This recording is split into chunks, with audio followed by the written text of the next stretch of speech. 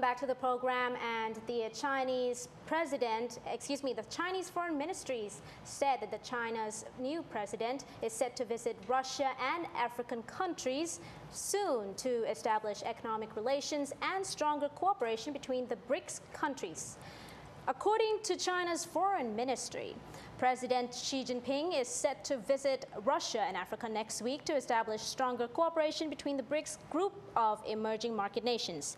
Now, among Xi's visit, the Chinese head of state will be attending the Durban Convention in Durban, South Africa, hoping to boost financial ties with other BRICS members.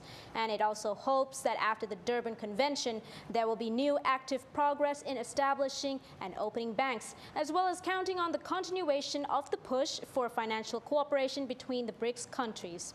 Currently, relevant Chinese firms are all in Moscow, making continual progress with negotiations and trying to reach an agreement under the approval of both leaders to sign an agreement with the relevant sides from Russian and China to increase oil transactions and the build pipelines in eastern China and Russia.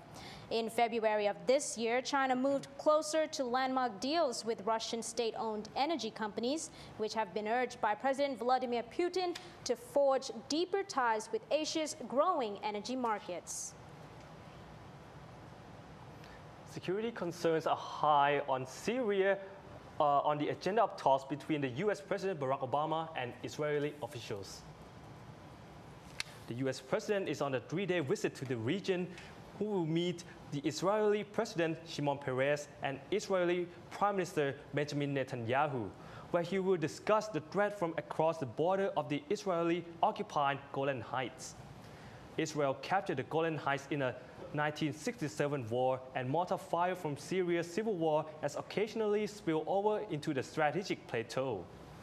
On a hilltop overlooking Syria, security analyst Brigadier General Gal Hersh explained that the security risk that Israel faces with the ongoing fighting between Syrian President Bashar al-Assad's army and rebel fighters trying to overthrow the regime. Netanyahu has voiced concern that Syria's chemical weapons and other advanced arms could fall into the hands of the Lebanese guerrilla group Hezbollah and Al-Qaeda. Israeli government spokesperson Mark Regev said that during Obama's visit, a series of issues of mutual concern would be discussed, as well as the stalled peace process with the Palestinian Authority and the risk faced as Iran threatens to become a nuclear power. Making his first official visit to the Middle Eastern nation, Obama hopes to reset his often fraught relations with both the Israelis and the Palestinians in a carefully choreographed 3-day stay that is high on symbolism but low on expectations. Our CEO talk today is about Myanmar. Since Myanmar has adopted an open door policy, many foreign investors have been pouring their money in an attempt to gain lucrative benefits from the resource-rich country. Now, let's take a look at how Ambassador Thi Nguyen responded to the ongoing infrastructure development as well as the revised FDI law.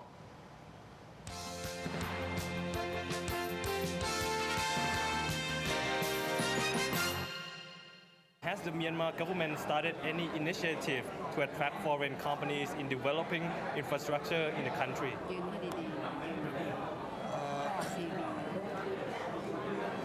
My president likes to establish border industrial zone along the border with Thailand. Yes.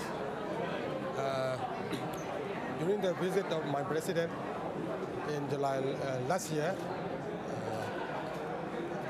he has organized Thai companies to participate in the establishment of border industrial zone along the Thai border. Yes. Some companies like Leha agree to participate in this program. Okay, so next question. What kind of infrastructure do you think needs to be developed the most in Myanmar? We need infrastructure. First, infrastructure. I think every sector we need. But as you know, Myanmar economy is based on agriculture. So my government has laid down the plan to upgrade traditional agriculture to industrialized agriculture. At the same time, the government has been building industrialized nation. Yes. These are connected each other. At the same time, we need mainly the SME, Yes. SME, small and medium enterprises. Yeah. Okay. Next questions. Do you think the revised foreign direct investment laws and regulations would enhance business investment in Myanmar? New foreign investment law has been approved by Myanmar Parliament, and my president has already signed this new investment law. Do you think it would help attract more foreign direct investment into Myanmar? I believe that this investment law can attract foreign investors to come into my country in every sector.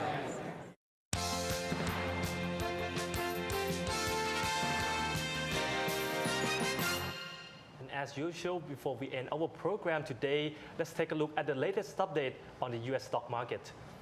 US stock rose, snapping a 3-day decline in the Standard & Poor's 500 index as Euro area leaders weighed options for Cyprus and investors awaited the Federal Reserve's monetary policy decision. The S&P 500 added 0.6% to 1,557.18 at 9:31 a.m. in New York. The S&P 500 fell 0.2% yesterday as the parliament in Cyprus rejected a bank levy needed for a bailout for the Mediterranean nation. Meanwhile, the S&P 500 has surged 129% from a 12-year low in 2009 as companies reported better than estimated earnings and the Fed embarked on 3 rounds of bond purchases to stimulate the economy. The benchmark index rose to within 2 points of its 2007 record last week, while the Dow Jones reached an all-time high. And just to keep our Thai viewers updated as well, I'm going to be updating in Thai.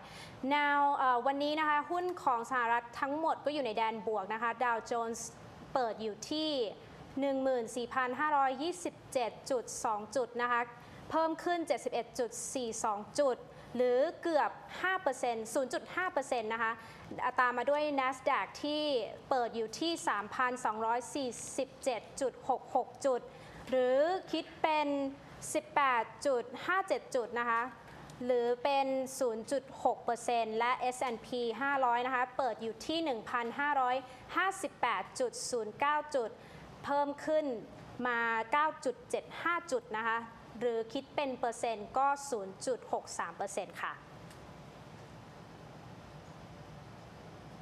And that wraps up today's edition of ASEAN Business Report. You can follow us every weekday from 9 to 10 p.m. right here on Krungthep Thurukit TV. Thank you so much for watching. I'm Pathom Sangwongwanitt. And I'm Juravi Kitasin สวัสดีค่ะ สวัสดีครับ